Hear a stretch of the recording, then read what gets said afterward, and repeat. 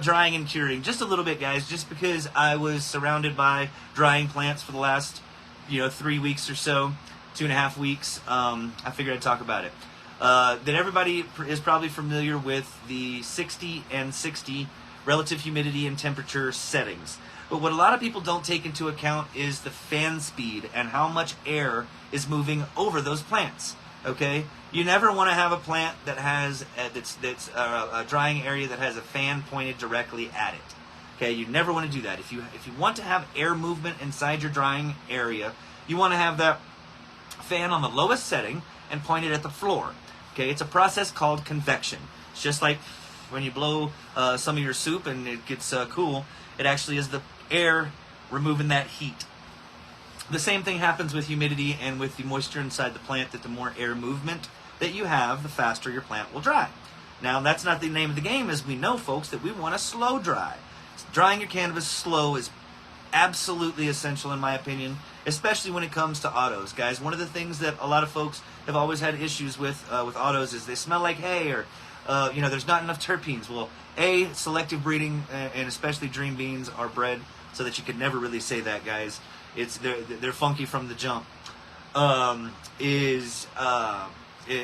so you want to preserve it's drying any cannabis. You want to preserve as many terpenes as you can. Okay,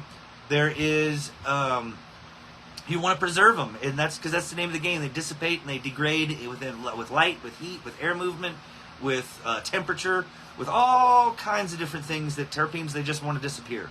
And so perfecting and getting your drying area, I always suggest that this is what I see happen so many times. Hey, I'm ready to chop my plant. What do I do now? Well, this is that drying and having an area and having a plan for your drying area is, I mean, guys, it's as essential, more essential. It's more essential. I'll say it. Screw it.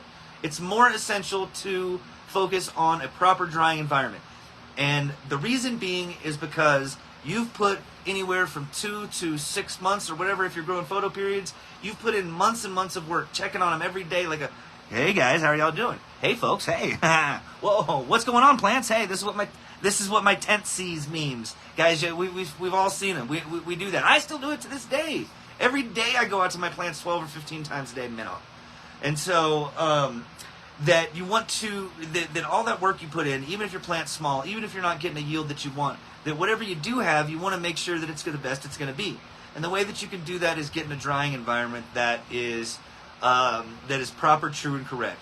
You can spend lots of money on things like a canitrol, which is totally cool. Hey, man, that's a set it and forget it type deal, and you don't really have to worry about it. You can definitely create that environment with an enclosed area and either a dehumidifier or humidifier, or in some cases, folks, both. All right. In most cases, what I've found that a small tent. Look, guys, these are the size tents that I have right here. Okay, those are the 2x4 tents. They're the little ones. They're the short guys. For most folks growing autos out there, you could put 6 or 7 or 8 plants in there, to dry them. Get you a good little exhaust fan and a good little exhaust fan. Yes, baby, that's okay.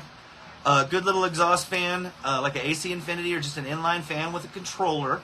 And then get in most cases, guys, it's going to be probably a dehumidifier, if anything. It just depends on the part of the country that you live in.